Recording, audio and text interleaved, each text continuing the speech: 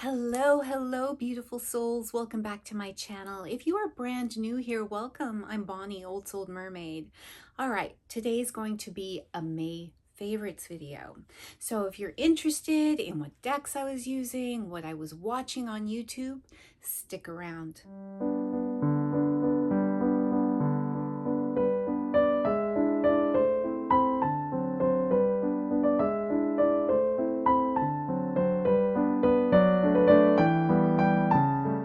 So on to decks. I just used 2 decks for the month of May.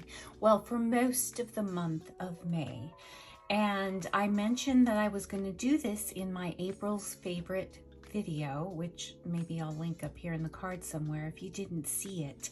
But I said then that I was planning to deep dive and work with the Bonestone and Earth Flesh Tarot by Avalon Cameron and illustrations by Anna Turian. And to pair with that, I chose Anna Turian's Oracle deck, the Oracle of Echoes. Now, I said I was going to work with it with the book, and what I ended up doing was using the book. So for the month of May, and I didn't start right at the beginning because I was in the midst of working with another deck, but for most of the month of May, I have just been working with these 2 decks. And what I've been doing is just working with a card at a time with the Bonestone and Earth Flesh. And I have been journaling and using the book and the journal prompts that are in the book. So for instance, the 9 of Swords, so you get a lot of information here in this book, and you get the essence, you get a narrative, you know, about the card, and also you have what it means in the reading and what it means if you get it reversed. Now, you also get journal prompts, and I have been journaling with these prompts. For instance, for the 9 of Swords, the prompt is, do you suffer from nightmares? What does fear look like to you? Describe a time when you were truly afraid. Have you defeated a fear? If so, how? What is your ideal method for peaceful sleep? So I'm not here at the 9 of Swords yet. I'm just way back here. I'm at, well, I'll be journaling, I'll be doing the Sun. I'm just at the Sun card, but I'm going slow, and I'm just doing the work, and I haven't really had a deep dive with a deck where I've done some journaling. Now, I also showed you in the last video that I was going to use this little small paper blanks journal that is the Brontes, my favorite gals, my favorite authors, Charlotte, Anne, and Emily. So if you don't know, Charlotte is the author of Jane Eyre. Anne wrote The Tenant of Wildfell Hall and Agnes Grey. Very underrated. You know, a lot of people just know Charlotte and Emily because of Jane Eyre and Wuthering Heights for Emily, but Anne's books, if you haven't read them, you really should, because both of them are excellent commentaries of a woman's plight and what limited options she had. Both books, Agnes Grey and The Tenant of Wildfell Hall. In fact, The Tenant of Wildfell Hall, and I'm going off on a tangent, I know I am,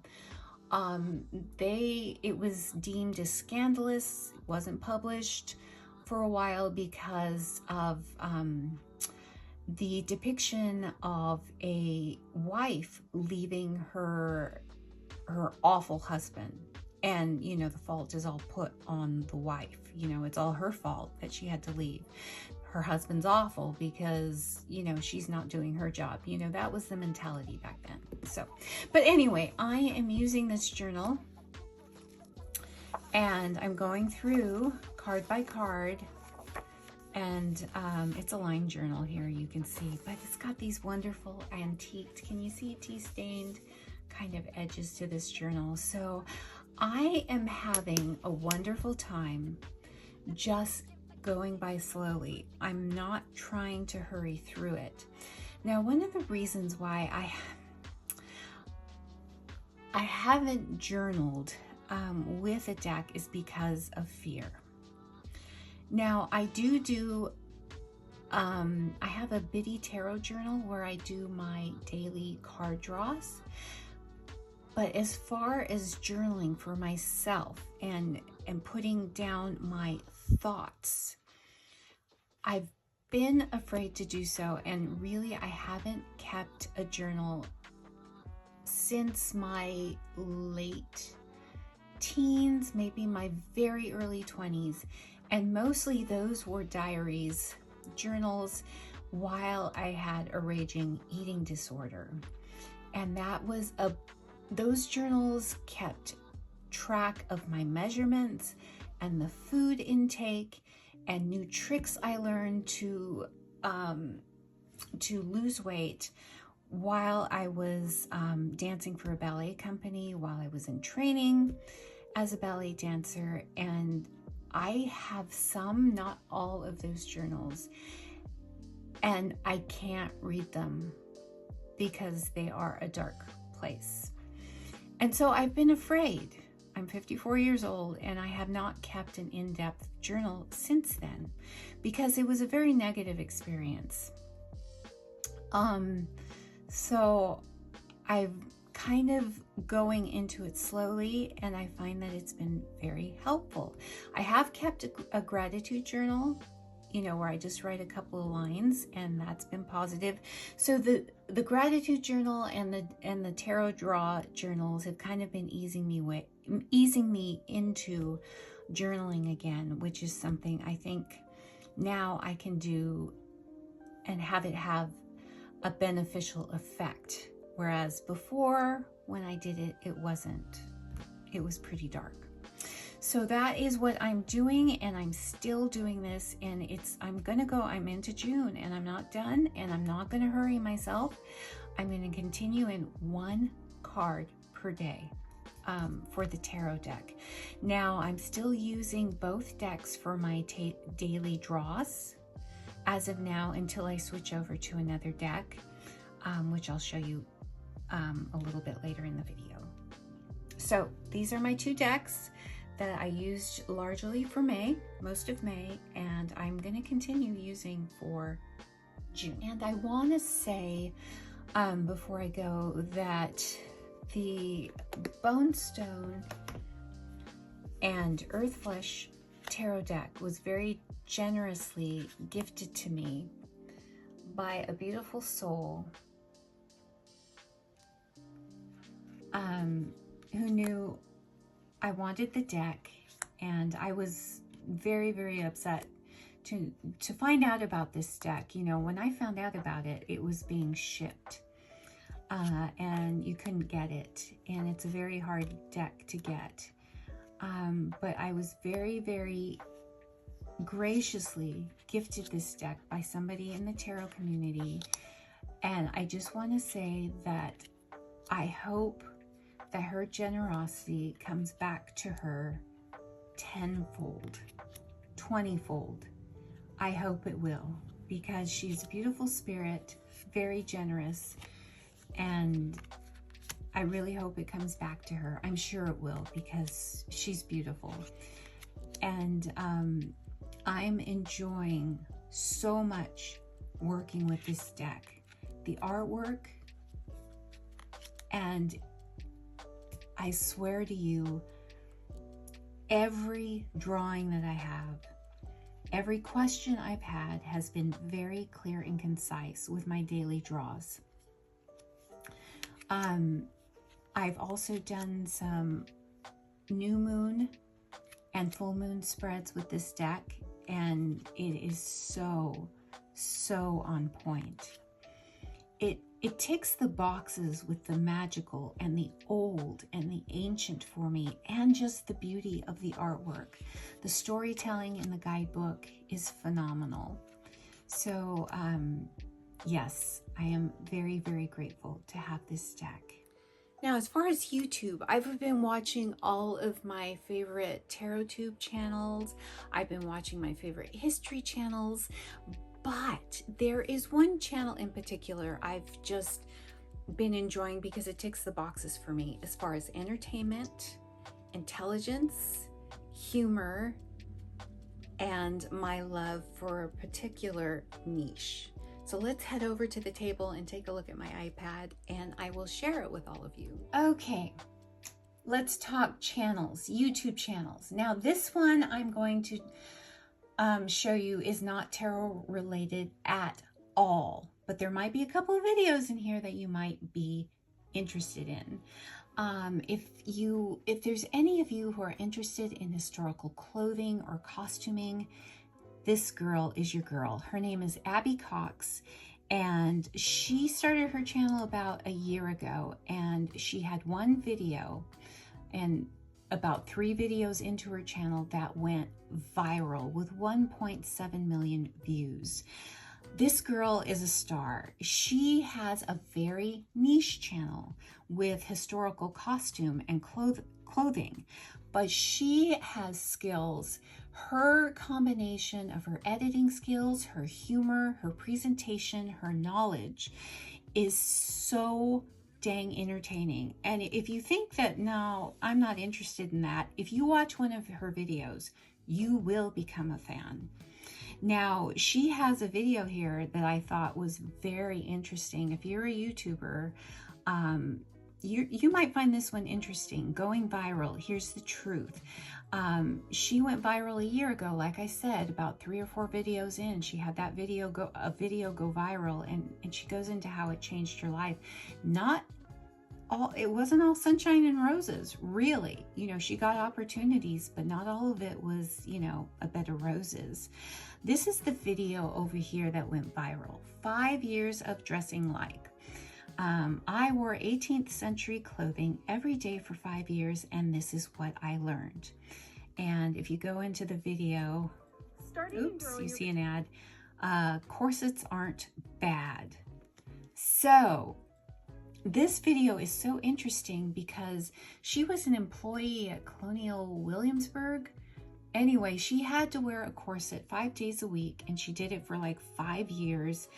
And she talks about the morphing, you know, the modern, what they had to do back then in the 1700s to get the ideal shape versus what we have to do now to get the ideal shape. And I'm not going to give you too much because this video is so informative, and it kind of puts things in perspective.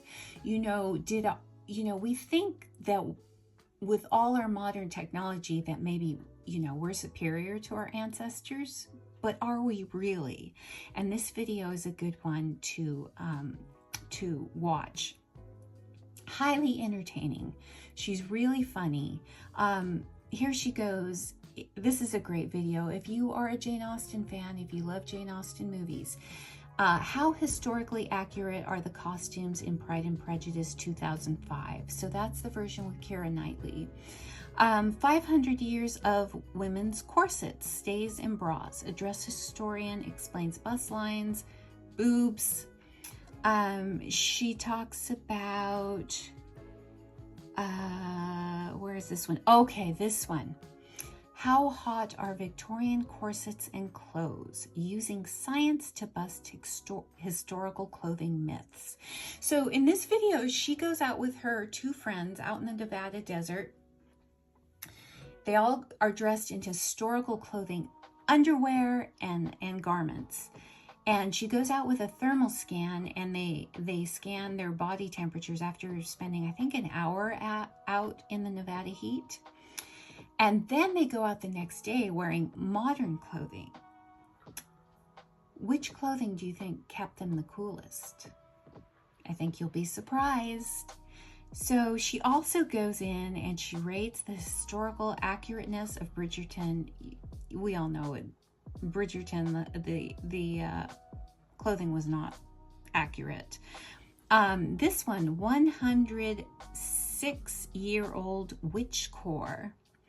Okay, they actually wore this, proof that the 1910s were the best decades for women fashion. She talks about her Titanic era couture dress, And she also, there's a video in here talking about the history of the witch hat, which you'll find very entertaining. So this girl, oh my gosh, she is fantastic.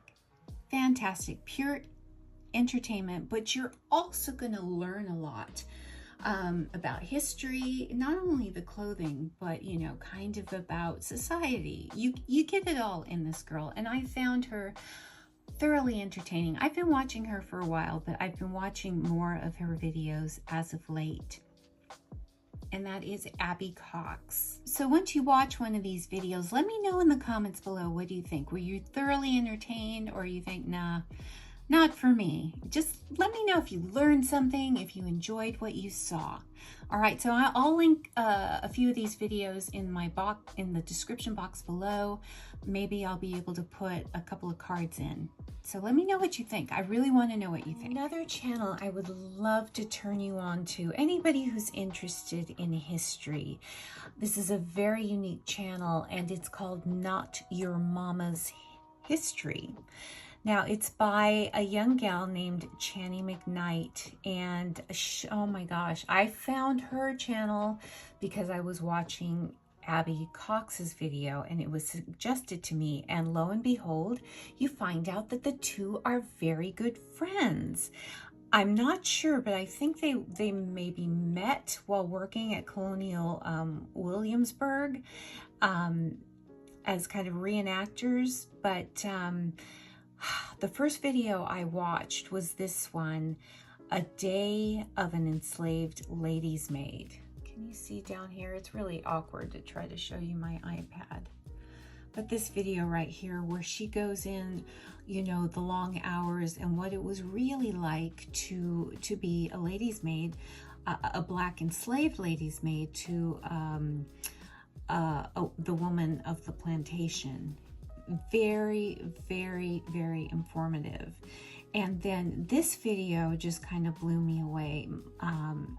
I asked my friend why she had a plantation wedding, and this is a kind of a joint effort between her and her friend Abby Cox. So you're going to get both of these two wonderful, wonderful ladies, you know, giving some commentary and insights from two very different backgrounds, one, you know, being white and the other being black. And you really, really need to see this. So I would probably say the first two videos, if you mosey on down to this channel, is A Day of an Enslaved Lady's Maid, and I asked my friend why she had a plantation wedding, and then you can go on from there if you so choose. But I think those two videos are really, really worth watching. She does a lot of things on her channel. She goes over Black historical dramas, harassment and sexual assault of African-American historical interpreters, and this thumbnail, I Am Not Your Mammy, it speaks volumes. How I became a black reenactor, it's just, it's so fantastic. Her content is fantastic. And then she goes into plus size vintage. There's so much good content on here. So much good content, from a 18th century African-American head wrap tutorial. These two channels, Abby Cox's and Channy McKnight's channels, even if you're not a historical buff, these two channels by these two wonderful ladies, very, very talented, both put their heart and soul into their channel, and they have the skills to do so. I know that Channy, you know, she does a lot of reenacting, like this one with the Day of an Enslaved Lady's Maid. You know, it looks like there's actors in there that probably had to be paid. I don't know. She does have a Patreon, but when she does these type of videos, you can tell they take money. They do take money to produce. And, you know, from the clothing to using historical properties, it takes money. So she might be one that you may want to support. Yeah, I just can't say enough good things about both ladies' channels, and it was wonderful to find out that both of these ladies are friends. So if you mosey on down to this channel, to Channy or Abby's channels, or both, let me know what you think, you guys. Let me know in the description box what you thought. I posted a video earlier this week. I think it was earlier this week. It's all blurring. Of my first Chic Sparrow purchase and my first Traveler's Notebook purchase. And I showed you this little inexpensive Voyager notebook that I got from Amazon. So I've been working on getting this thing organized, and I am not artistic in any way with the visual arts. I don't write well, so pure disclaimer here. I play around with it, but I am not artistic visually in any way, shape, or form. So I have never done a bullet journal, so I'm just playing and I'm practicing here in public. So I'm a little bit embarrassed to show you some of this stuff, but this is what I'm doing. So I've been setting up, and I've been using this kind of as a practice.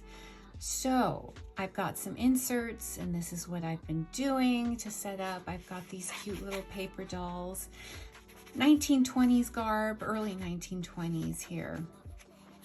And so this is, I'm filling out my calendar here, and this is a calendar by Peter Popper Press here. It's a daily. I'm just trying to fill everything out.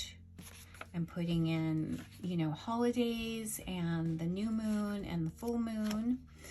And then in the next insert, I've got my first attempt at a bullet journal. So the first part is going to have a lot of YouTube things, YouTube ideas and uploads, and I divided it by month. But then I have goals and I also put in some habit trackers.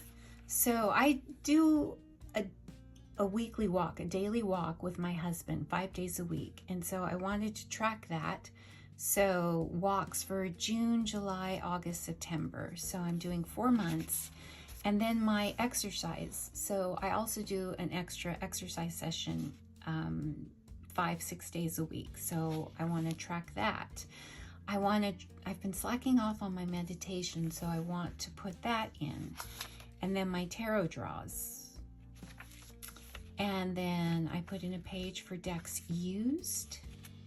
And I'm going to do that for monthly. So, and look at my stamping. It's horrible. It's smudgy. This is messy. I put in some pages for my spending for June. I haven't spent anything yet for June. Isn't that great? July, August, I put in for some books. I haven't filled this out yet.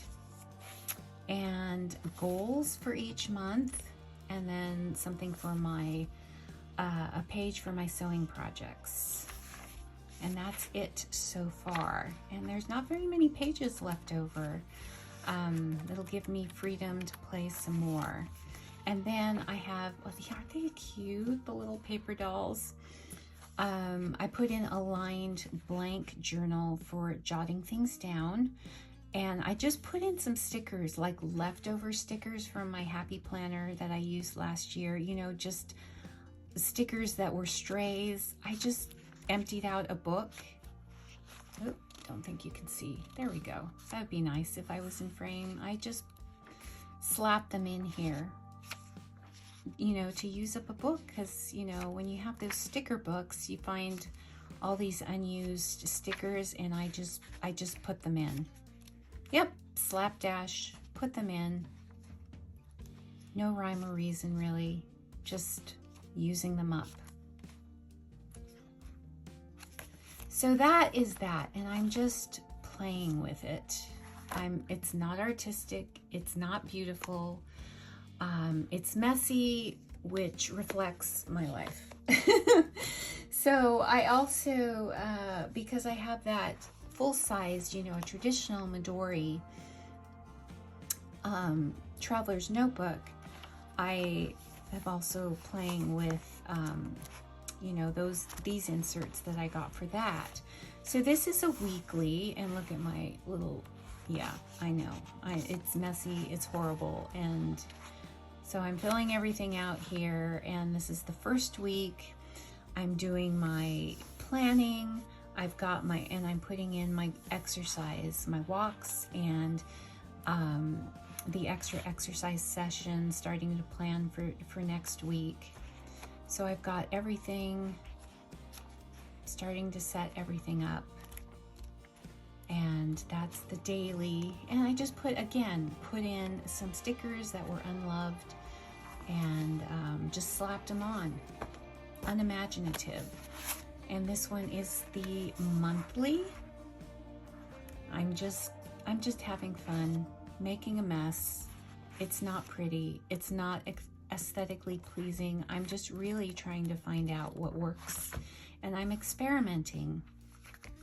Again, more stickers.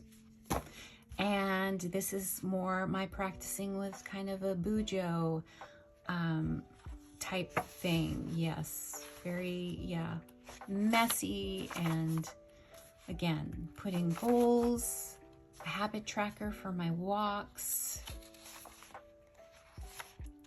my extra exercise session. So, you know, some days I do weights, some days I do cardio, some yoga.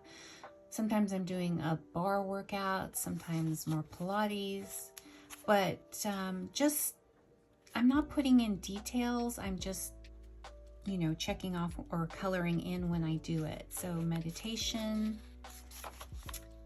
my tarot draws. This is a little bit nicer for books to read.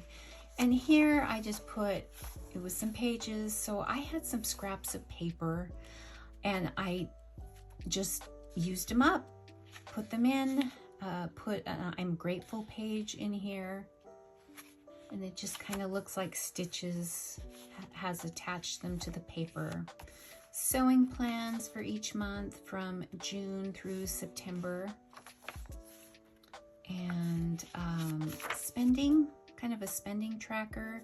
I kind of sectioned it off for decks. So this is the month of June. So I'm going to put down what I spend for decks, clothes. I don't really spend for clothes. I don't shop for clothes, but just in case I do, there are a couple of things that I'm planning to buy for the summer. So I just put that in here. Crafts and sewing supplies. So that would be fabric or stickers or whatnot, and everything else, miscellaneous. So I have that for June, July. I do have August and September. And then again with my scraps of paper pile, you know, unloved scraps from other projects. I just put a reflection, someplace where I could journal if I felt like it, and another page for reflections or journaling. So, you know, this is practice for me. Never done bujo or haven't journaled in a while. So yeah, I'm playing with my Jane Davenport stamps. So that is what I may put in my Midori or traveler's notebook, my traditional size. But I think I did mention in that other video that I was waiting for something to arrive. And this came from Thailand. It's something I purchased off Etsy, and I saw it someplace, and there's not a lot of love. You know, I haven't been able to find videos on YouTube about this, but this is a traveler's notebook by the company Wuzhi. I think it's W-U-Z-H-I. And it's one gal, and she has an Etsy shop. And I fell in love with the coloration. And I just got this in a couple of days ago. So these are samples of their leather, the colors of some of their journals, and I got this one. So this is traditional traveler's notebook size, and it comes, look at this beautiful bag. I don't think, will this fit? Yeah, I think it will fit in there, but it's like velvety. Really, oh my gosh, the waft of leather smell. So it does come, I think this is a blank journal. No, it's grid. So this is a Midori insert. So it does, oh look, Wuzhi. I think this is Midori. Anyway, this is the traveler's notebook itself. So it does come with a band that you have to attach around, and I think it comes with another extra band. But look at this, and I've got it upside down.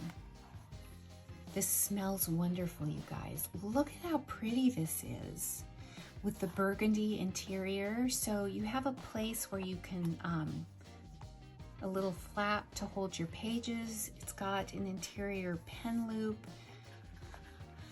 It's got a little secretarial pocket, and also these pockets. Pockets that you can put in cards. And this has, well, it looks like for the full size, it's got two bands in here. And then it's got the two smaller ones, maybe if you want to put smaller inserts. But here is where you would put the extra band, you know, to wrap around. So let's see. Oh my gosh, this leather smells so good. So you can put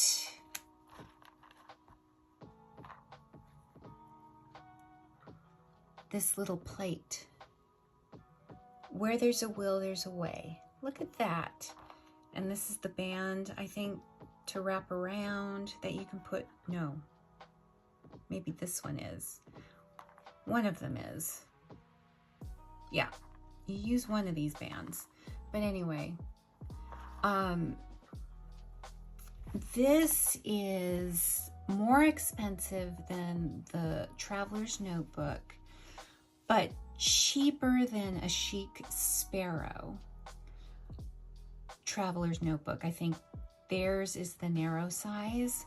This smells so beautiful, but I'm thinking, how many do I need?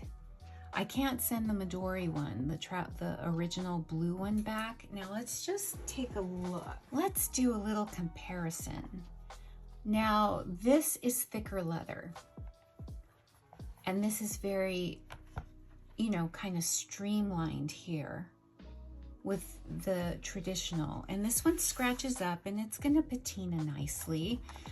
This one, you know, I don't know. There isn't very many reviews.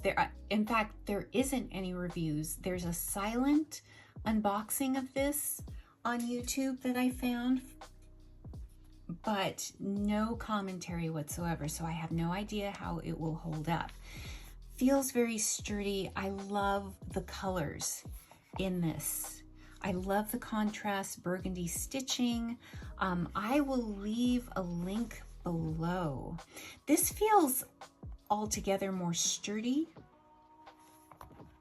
than this one, but I can't take this one back. This one didn't come plastic wrapped. It just came, you know, I just unboxed it in front of you.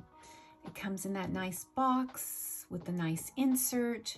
So I don't know, you guys. I don't know. I have those Chic Sparrow books that you saw. I'm kind of crushing on a Chic Sparrow this size, I think, which would be personal size. I'm indecisive and I don't know what I want. So stay tuned. Maybe someday I will figure it out. Now we're at the part of the video where I'm going to call it Let's Hit Bonnie Upside the Head. Okay? I'm going to explain why. All right. I went hog wild over Memorial Day weekend with the Happy Planner sales that were going on all over the place. I know, I mentioned I wanted to get out of a Happy Planner. It's what I used last year, and I wanted to move into something else, more mature, and that's why I bought the Traveler's Notebook, the Chic Sparrow purchases. But you guys, this was $12 at Walmart. It's a guided happy planner journal. This whole kit is $12. So if you're interested in this, or you have a child or an adult child who is interested in Disney and who likes Disney princesses, you may want to get this kit for $12. It is a guided journal and it comes with a bunch of stuff. So it's one of those princess journals, so it comes with a bookmark, and let's see, you can put in the week of, you know, it's a journal, so it's undated. What challenges lie ahead that I can face this week? Choose a place, feeling, or idea I would like to explore this week. I like these because it makes it simple.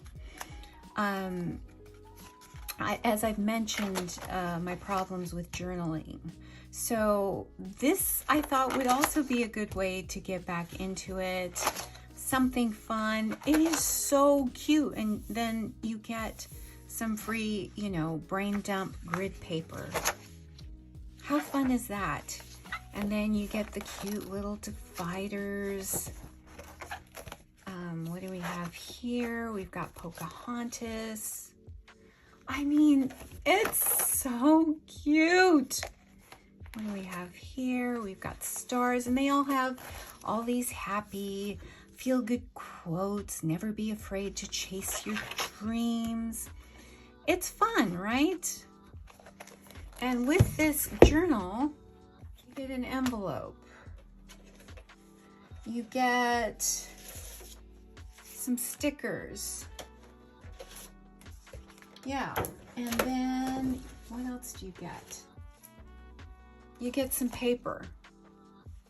Yeah, all of this for 12 bucks. This was $8. This sticker book was $8 at my local Walmart. And you know how much these things cost. So I'm like, oh my gosh. Look how cute. $8. Look at all the stickers you get. This is 1,300 pieces. $8 for, what is this, an expansion pack where you get another bookmark. Let's see what you get. I'm not going to take all of this out because this video would be too long. But you get some Princess Aurora paper. You get some sticky notes. You get a pocket. You get some stickers. It's like, it's great, right? And I like the new drawings for the Disney princesses. They're a little bit more mature and not as cartoony. I think it's beautiful. And then I got this expansion pack too, where you can, what do you get? The envelopes. Yeah, you get a lot of little and large envelopes, dividers, paper, gummed paper pad. It's $8. $8. Then I went to Joann's. They were having 40% off. 40% off. And this sticker book, I was so mad they only had one left. Well, I was lucky I got it, but this has the more mature artwork with the Disney princesses. You see how pretty those are? Princess Aurora and Jasmine. They're less cartoony and they're more like graphic novel. There's Rapunzel. I'm really, really liking the graphic novel artwork. But then I love the traditional too. The traditional Disney princess.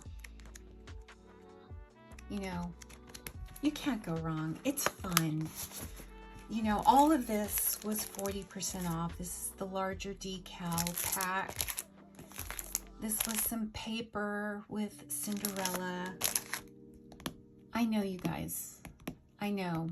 I was going to move out of Happy Planner, but I recently saw a video with Dawn Michelle, was it her Boho Bloom? I can't remember.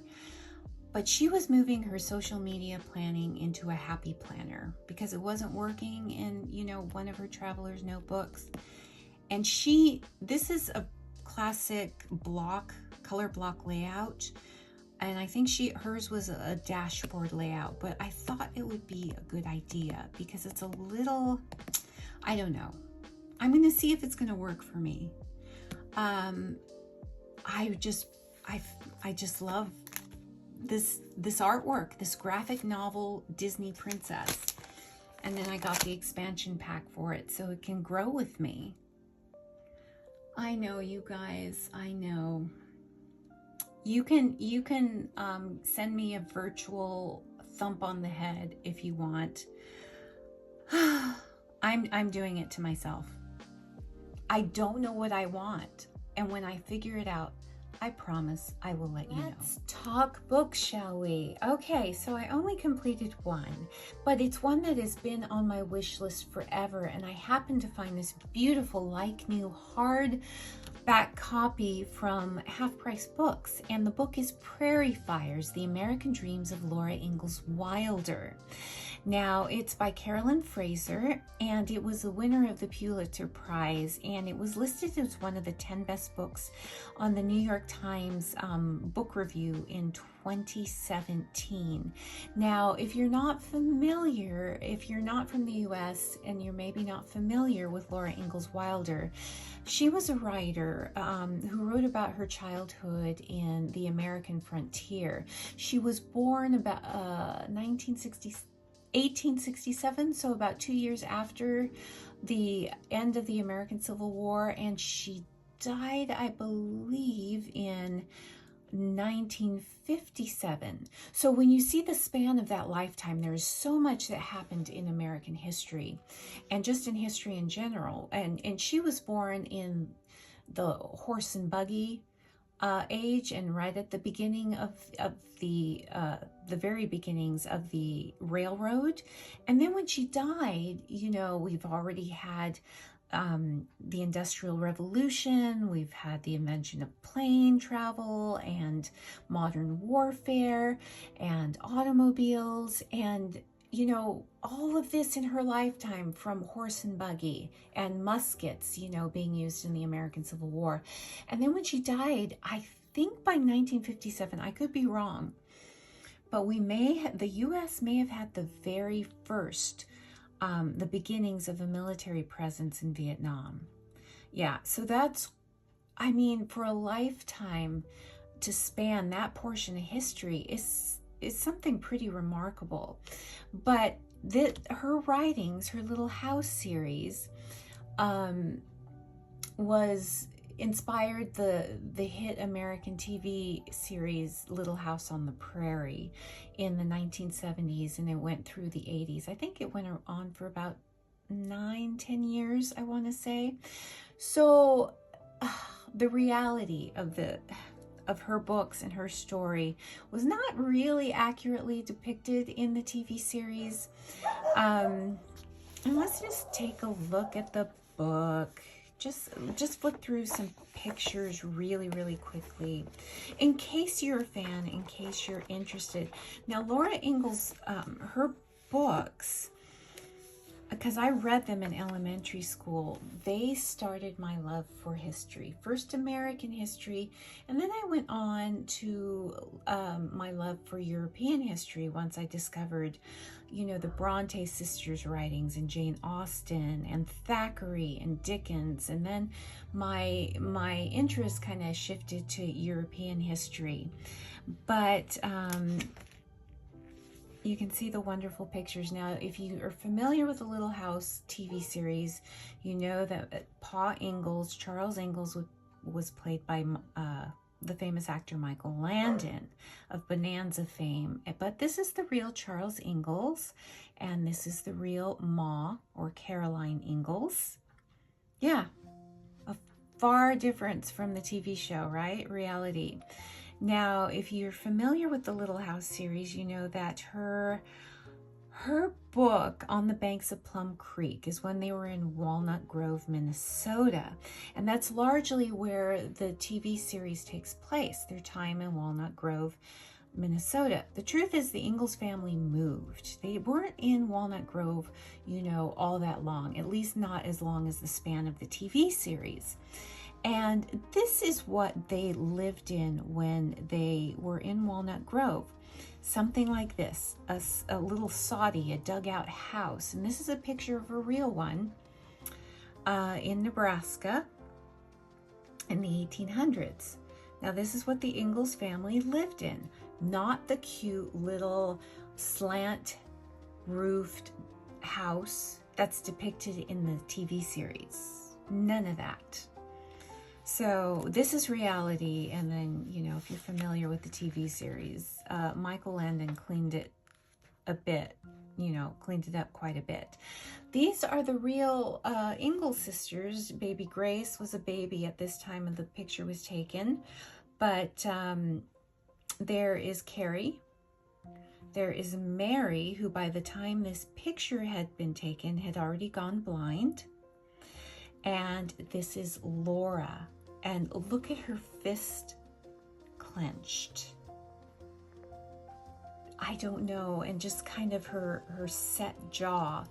The determination and the grit of a pioneer, a frontier pioneer girl, is just embodied in her posture. And she's about 14. About 14 when this picture was taken. Yeah, matching kind of gingham dresses here, but you can tell Laura's dress has been altered. Extra fabric had been added to the hemline to keep up with her growth. It looks like Carrie is wearing a hand-me-down, definitely from one of her older sisters. And I don't know, this may have been taken slightly before or just after the long winter, her book, the period that's depicted in the long winter. This is Mary as a blind student at the School of the Blind in Vinton, Iowa. And this is Laura's future husband, Almanzo, when he was a young man in De Smet, Iowa in the 1880s. Very, very handsome, but looks nothing like the actor who depicted him in the series. And actually, I think the real Almanzo is more handsome than the actor depicted. There's Laura at 17 when she's a teacher, teaching in frontier, small, little one-house schoolrooms. And this is 1885, just a few months after they were married, Laura and Almanzo. And this picture kind of breaks my heart a little bit, if you know the history behind it. This is Laura and Almanzo in Florida, 1891 to 92. Their brief stay in Florida, and they had to go. They decided to go because both of them suffered cases of diphtheria. Actually, Laura's was more serious, but Almanzo did not allow for enough convalescent time. He had a homestead to take care of, and he suffered a stroke, which partially crippled him, debilitated him. Now, he did eventually gain some use in his arms and hands, but not really. He didn't gain full dexterity in his hands and his legs. In fact, he learned to make his own orthopedic shoes to help him with his gait and his walking after his illness.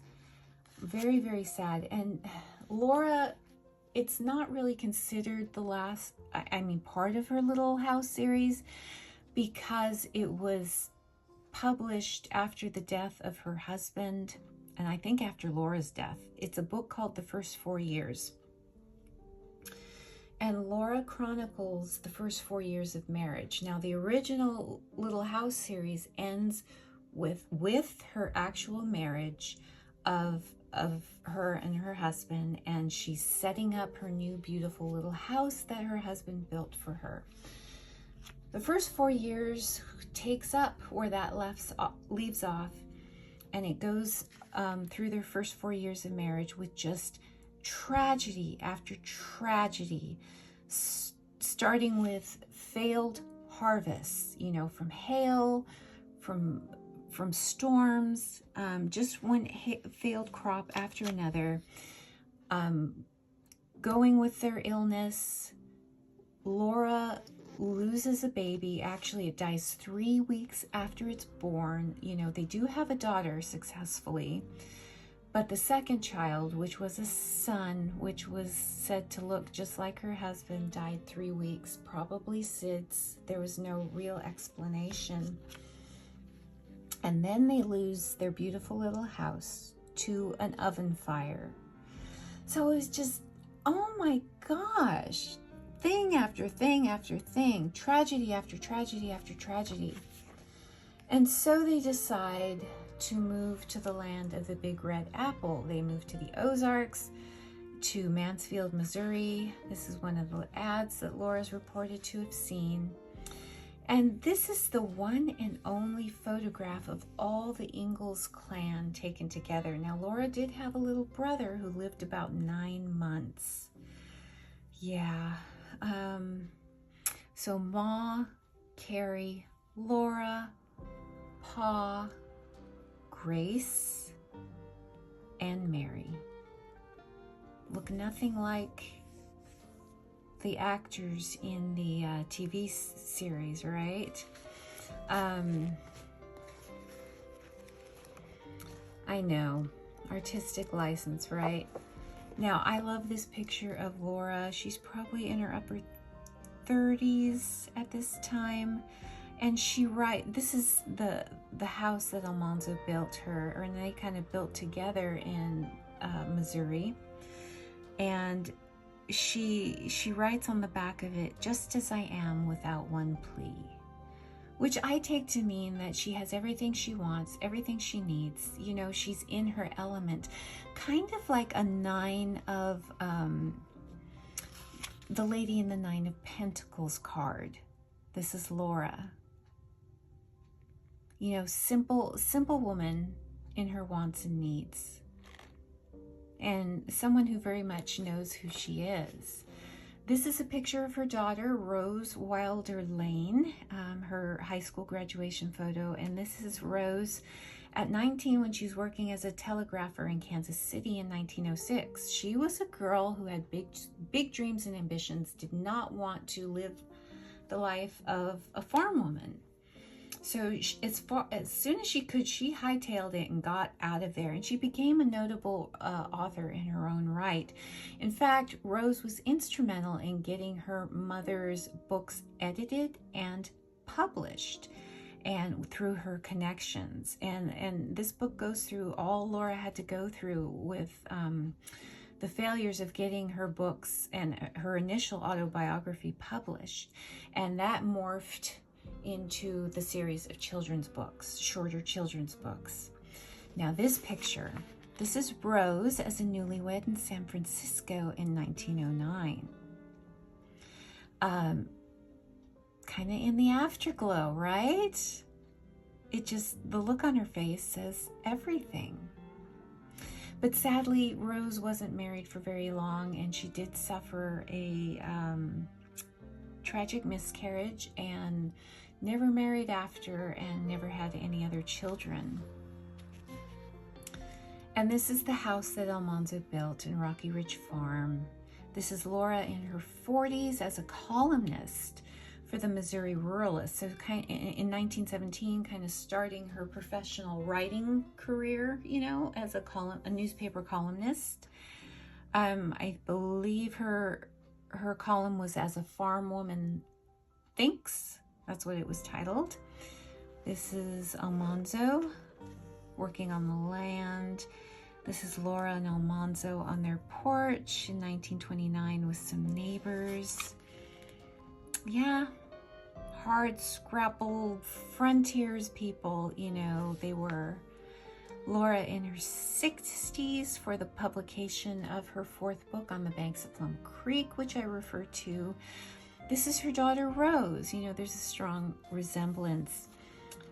Testifying as a revolutionist before a congressional subcommittee hearing on the Ludlow Resolution in 1939. Laura and Almanzo, their last visit to De Smet, Iowa, for Old Settlers Day. De Smet is where they met and married. And this picture was taken in 1939, so they were, you know, in their advanced years. And I think this is the last picture of Almanzo. I think he died in this year or the year after. This is taken in 1948. He died 9-10 years before Laura, so she was without him for 9 or 10 years. By all reports, he was a sweetheart, strong, quiet strength. I would say he would have embodied either the King of Pentacles, a combination of the King of Pentacles. Yeah, I would say the King of Pentacles. He was well loved by his daughter's Rose's friends. Laura was something else. She was a little bit more of a feisty and hard character. Difficult relationship between Laura and her daughter. And you can tell in this book, it is biased. The author does not, Caroline Fraser, the author of this book, does not paint a favorable picture of Rose, except for, you know, the telling of how she helped her mother get published. But everything else is not favorable. She brings to the forefront some, you know, maybe evidence that Rose suffered from mental issues, possibly bipolar syndrome. You know, that she didn't, as far as I know, you know, bipolar wasn't diagnosed then, and, you know, who knows? But, you know, she did exhibit behaviors that maybe that could have been an explanation. But yeah, this author does not really paint Rose in a favorable light. Now, I just want to read a little bit in case you are interested. If there's one or two of you that are interested in possibly picking up this book, if you're interested in this type of history, I'll read you a few passages and feel free to skip. But she wrote, and this is depicting the first, the very beginning of their marriage, the very beginning of Laura and Almanzo's marriage. And it says, painstakingly, she had learned how to cook by herself and sometimes for a crowd. On one humiliating occasion, she fixed a noontime dinner for a team of threshers on hand to harvest wheat that first summer. Flustered by her responsibilities, she failed to cook the beans long enough and forgot to put sugar in what turned out to be a very sour rhubarb pie. Other than such difficulties, it was a blissful time. Almanzo bought a gentle riding pony for Laura and a saddle pony for himself named Trixie and Fly. Always confident with horses, he told her, "Don't let me hear any more about your father not letting you learn to ride." She ordered a beautiful tan leather saddle with nickel trimmings from the Montgomery Ward's catalog. When it arrived, Almanzo showed her how to ride side saddle, setting her to learn on plowed ground, a soft landing if she fell. Throughout the rest of their first summer, they resumed the buggy rides of their courtship. By fall, they were riding horseback across the prairie, teaching the horses to lope, foxtrot, and jump. Sometimes they did 20 miles before breakfast. Laura delighted in racing her husband and beating him. Trixie was the faster pony. It was a carefree, happy time. For two people thoroughly in sympathy can do pretty much as they like, she wrote. It was the closest she ever came to saying they were in love. Yeah, no sentimentality, no, marshmallow fluff. These were frontier people, and they got on with it, and they had to.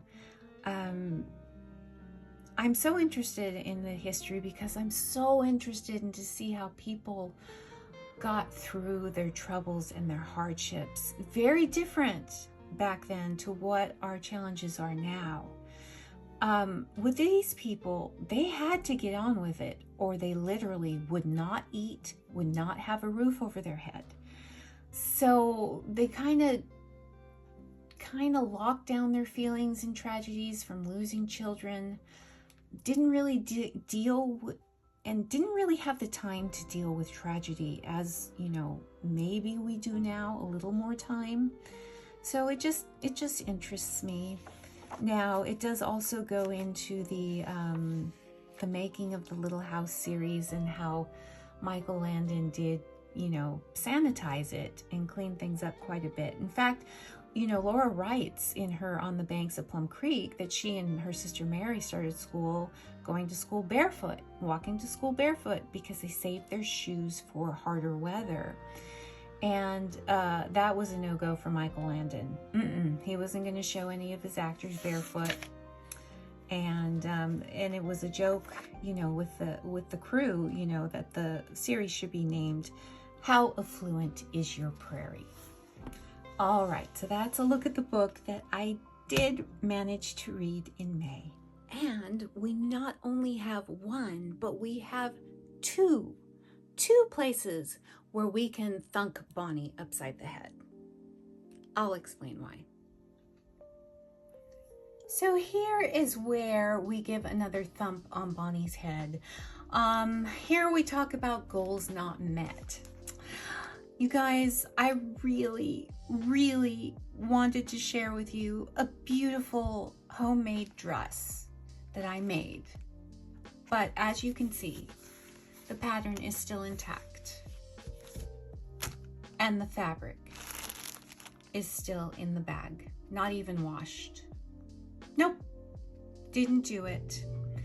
I have to get around to buying some Swedish tracing paper because I trace my patterns so I can keep all the sizes intact in case, you know, if you go up or you go down a size. And sometimes I'll occasionally make something for my sister, and she's a different size than I am. So I haven't done that. And it's so easy. All I have to do is go on Amazon. I usually have no problem going on Amazon and clicking buy. So, but it's Swedish tracing paper. It's not fun. It's necessary for my, you know, clothing making. So this is a very sad thing. And I'm really, I'm hitting myself for it. So I'm hoping that next month I will have a dress to show you. Not, you know, I'm not making the dress to show on social media. I want the dress. I want a new dress. So I want to make the new dress. It's for me. So hopefully I can do that. I can get off my butt, get my life in order, and do that. So I hope you enjoyed that look at my May. Little disorganized, a little bit scatterbrained, but we're in June, and I'm hoping June will be a little bit better. So I'm going to continue working with the Bonestone and Earth Flesh Tarot with the journaling, but towards the end of the month, maybe the third week in June, for my daily tarot draws, I'm going to switch out to the Tarot of the Abyss by Anna Turian. And I think this is going to be a really good relationship. I've been playing with it a little bit, and I'm hoping it's going to be a love affair. It's heading in that direction. But also, as far as oracle decks, I'm going to pair it with The Witches of Legend by Annabelle Lewis. And I have a full unboxing of both decks. If you care to see them, I'll link them in the cards or put it in the description box below. As far as goals, I hope that I will hone in on a journaling system or journaling pattern that will help me stay organized. Basically, what I need to do is find a system that'll help me get what's in here down to paper and act as a blueprint to help me get organized. Because if I can follow directions. I can follow a blueprint that's, you know, directing me, much like a sewing pattern. You know, tell me what to do and I'll do it. So out of here into paper, onto paper. And as far as this, I don't think I'm going to set myself up for finishing the garment right now. What I want to accomplish is just to have the pattern traced out, wash the fabric, cut the fabric pieces out. If by some miracle I have a completed garment to show you, great. But my goal is to just have this started by the end of June. Baby steps. I need to do baby steps. Yeah, so let me know what your May looked like, what you are looking forward to in June. And really, I know a lot of you have a lot more complicated lives than I do, with your kids, with jobs, your passion projects, whether it's art, whether you have a channel, maybe you have an Etsy store. It could be anything, you know, maybe it's your volunteer work. Let me know how you keep it all organized. Do you use a planner? Do you keep it all up here? Do you use a wall calendar? Do you use sticky notes? You know, are you a sticky note kind of gal all over the place? Yeah, I'm always looking for tips, and you know, maybe something will stick. I'm looking for that thing that's gonna stick. So with that, thank you for spending your time with me and for all your support. If you found any value to this video, I'm just gonna ask you, hit the like, hit the subscribe, the notification bell. And with that, I will leave you to get on with your beautiful day. Bye for now.